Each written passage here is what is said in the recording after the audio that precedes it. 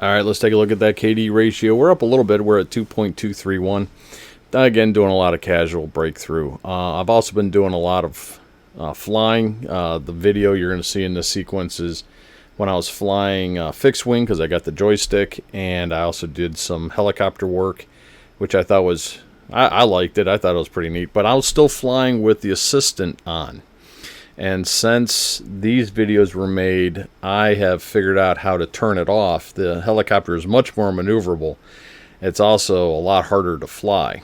And I've been practicing a lot in the community servers, trying to get better at that and learning how to guide a tow missile from a helicopter so you could hit other aircraft without waiting for a lock or giving them even a warning that you're about to smack them with a warhead. So I've been doing a lot of that practice. But this video it hit home to me.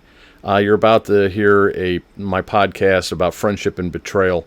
I was betrayed by a friend of over 25 years this weekend, and it was profound. It profoundly hurts. It really does. I mean, he wasn't classified as a best friend, but he was pretty high up the friend chain. You're not a friend for 25 years with me without climbing pretty significantly. But yeah, I was betrayed, and I had to end the friendship. And that's what kind of inspired me to put this podcast together. I kind of outline, the different types of relationships I have with people in it, and I give some examples of betrayal and that have affected my life that I still think about. And anyways, that's it for the introduction. Here it is, my podcast on friendship and betrayal. You're listening to the Raging SeaBears podcast. Today I want to talk to you guys about friendship. And, this has little to do with the last few podcasts I put together talking about, Operation Mockingbird or MK Ultra. Something happened to me over the weekend, and I think it important that I talk to you guys about friendship and how SeaBear looks at friendship and how I rank the people in my life. So, at the very bottom of this list, think of it almost as Dante's Inferno. At the very bottom, rather than the ninth circle of hell being treachery, in my book, it is betrayal. So, a betrayer to me is someone who violated my trust. Someone who I deemed a friend who then not necessarily did me wrong, but did something so egregious that I don't want to see him anymore. I want to cut him out of my life. And I'm going to go through these in more detail.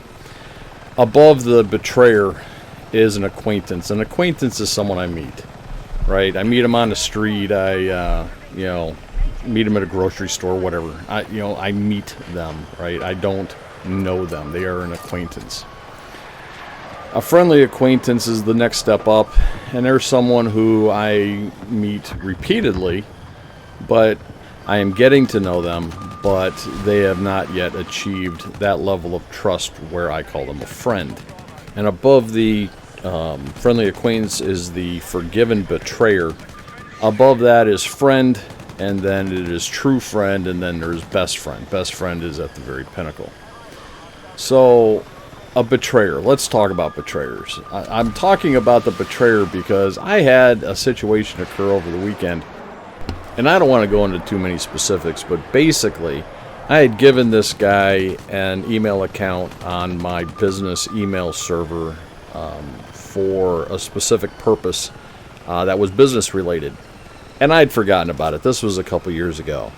And over the weekend, I had decided I was going to build a new email server. There are reasons behind this that involve security certificates and the age of the server, and I just decided it was time. I'd just build a new server. And when I went in there, he reached out to me and said, "Hey, I can't get to my emails." And I'm asking, and the first thought going through my head is, geez, I forgot that you even had an account. And the second one is, what are you still using it for? It was for that specific reason that I had created it years ago. Why are you using it? And he acted very suspicious, and I went in and I looked at the emails in that account, and he had been using my business email server for nefarious reasons.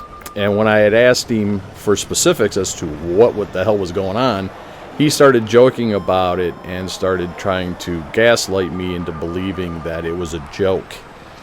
And when I said, okay, all jokes aside, why explain these emails? And he continued to try to gaslight me. And I said, last chance.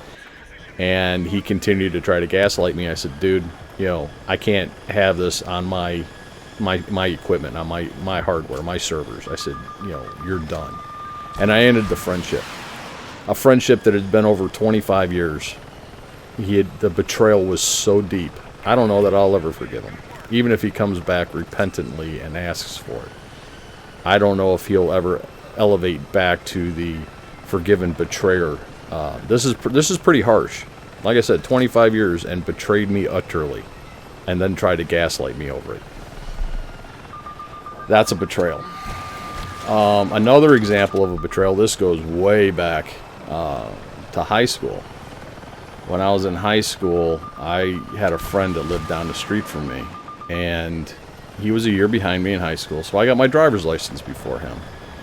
And every time he wanted to go somewhere, I was hauling his ass. Hey, let's go here. Okay, let's go to the movies. Okay, let's go get a burger. Okay, I was hauling his ass everywhere. I drove him to school so he didn't have to ride the bus. And he finally gets his driver's license and he gets a car and he's like, hey, I'll drive. I'm like, okay, cool.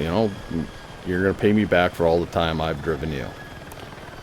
And so on our drive home, we had a minor disagreement in the car because he was playing some music and I was in the back seat and it was hurting my ears and I asked him to turn it down and he basically told me if I don't like it, get out and walk.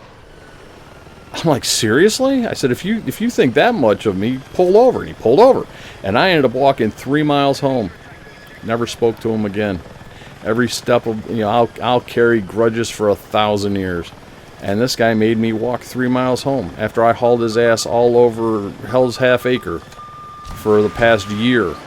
And then he treats me like this on the very first time he was driving. He never asked for forgiveness, and I never gave it to him. To SeaBear, you have to ask for forgiveness. I'll forgive a lot of things. But, if you don't ask for it, hide your kids. Ready? 1, 2, 3. Fuck them. You're not going to ask for forgiveness? I don't give it. So that's a betrayer. Next level up is an acquaintance. We kind of touched on this. This is like someone, the same lady at the grocery store that I see every week or whatever when I go through. I'm like, hey, how's it going? That's an acquaintance, right? I know her. I know her name, but we really don't get to know each other. We're just passing acquaintances. You guys are acquaintances. I don't know you from Adam, right? You make comments in the comment section. I respond. Okay, we're acquaintances. Friendly acquaintances are, I hate to say it, my neighbor, right? I don't go over his house and hang out with him. I don't tell him deep, dark secrets. He's an acquaintance who I'm friendly with. I know his name. We might split a beer in the summertime or something, but that's about it. He has not ranked up to a friend. But above friendly acquaintance is a forgiven betrayer. So this is someone who was my friend, who broke his word to me, did something egregious to me where I was hurt. I was offended. I was betrayed, for lack of a better term. But it is someone who has come back repentant. Hey, I am sorry. I didn't mean to do it. Now, to me, I think if you guys watched the one I did on cheating, I have a hard time with liars. And to me, a code of honor is very important. I never, ever make a promise that I cannot keep. Don't ask me to make one, because I won't give it to you if I'm not absolutely certain that I can make a promise. That you make a promise to me, you damn well better keep it. Because if you don't, straight into the betrayer 9th level. So someone who, like that guy that kicked me out of his car, had he come back the next day and said, hey, I was having a bad day, I'm really sorry, I didn't mean, if he had come back to pick me up, hey man, I'm really sorry, we had a disagreement, hey, I'll drive you home, right? Okay, that mends a lot of fences.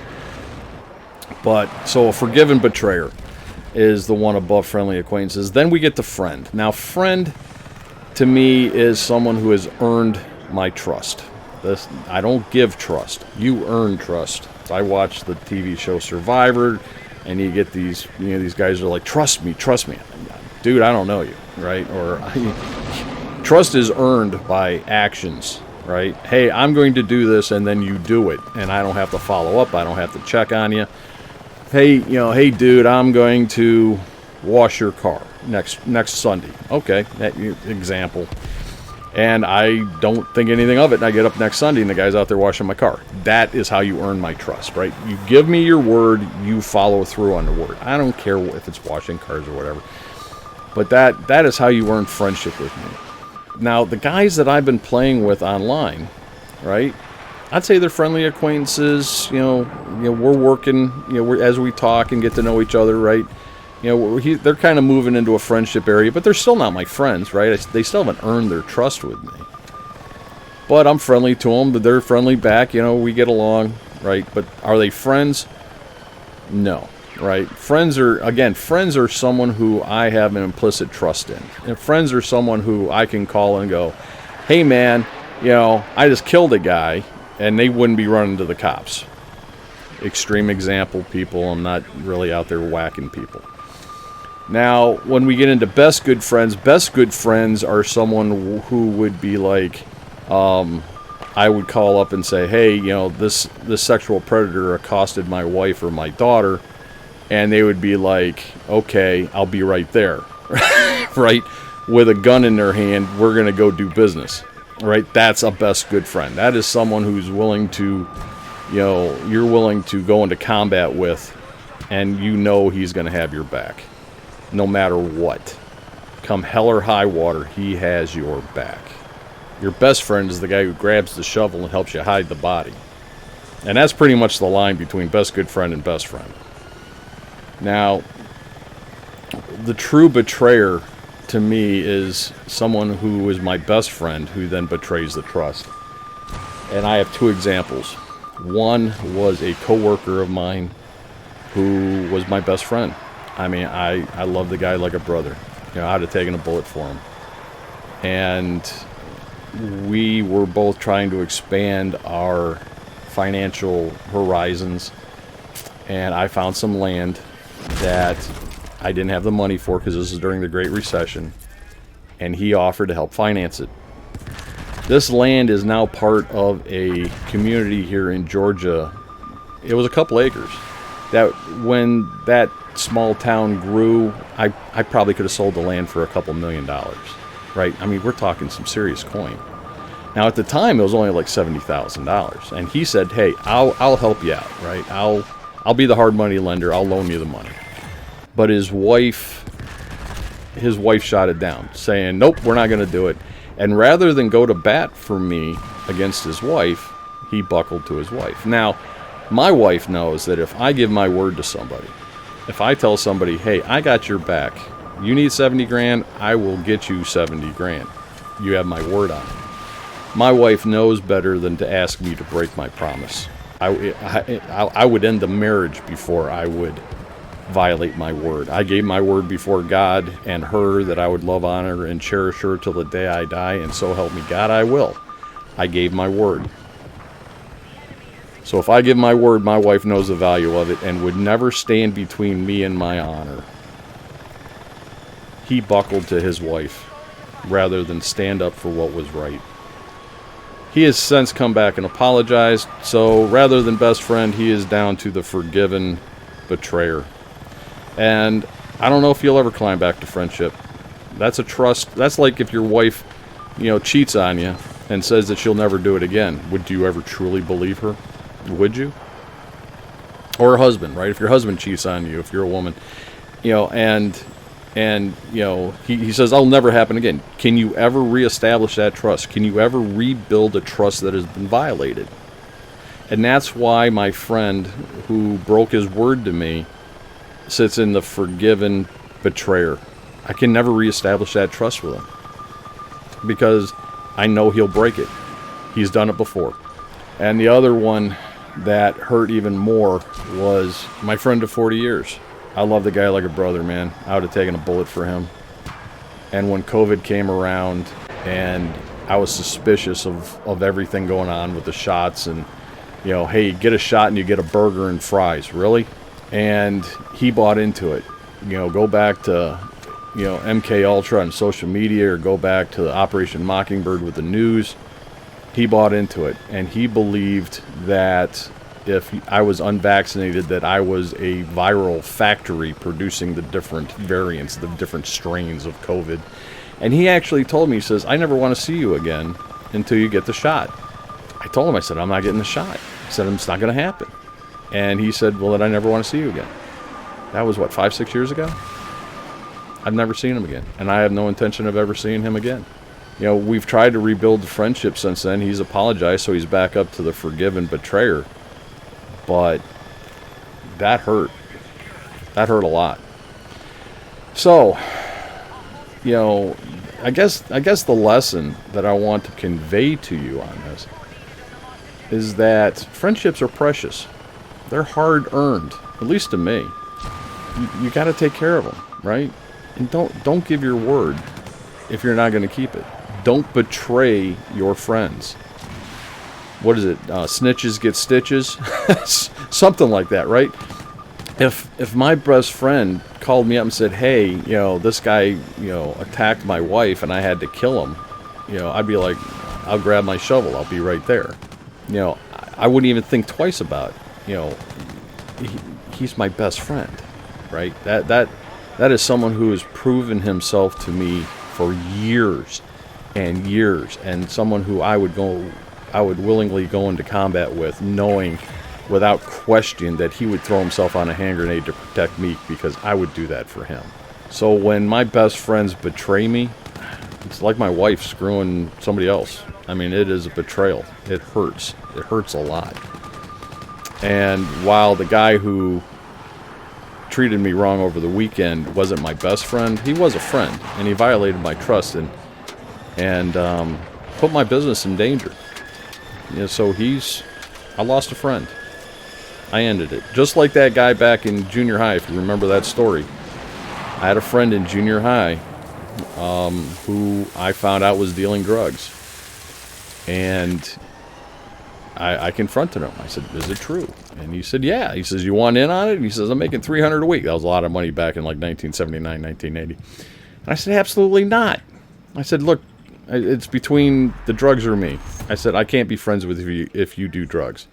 He said, well, I'm not going to stop selling them. I'm making too much money. I said, I'm serious. He goes, well, so am I. I said, okay, don't talk to me anymore. And I ended the friendship. That's what happened to me today. I just ended a friendship because of devious and malicious and dishonesty and a betrayal. So, if you guys like stories, there you go. My advice to you is, you know, keep your friends. Don't betray them. If they are your friend, if you are their friend, you will honor that friendship with honor. Anyways, somehow I'm rambling for 20 minutes again. That's it for this one. This is the Raging SeaBear, out.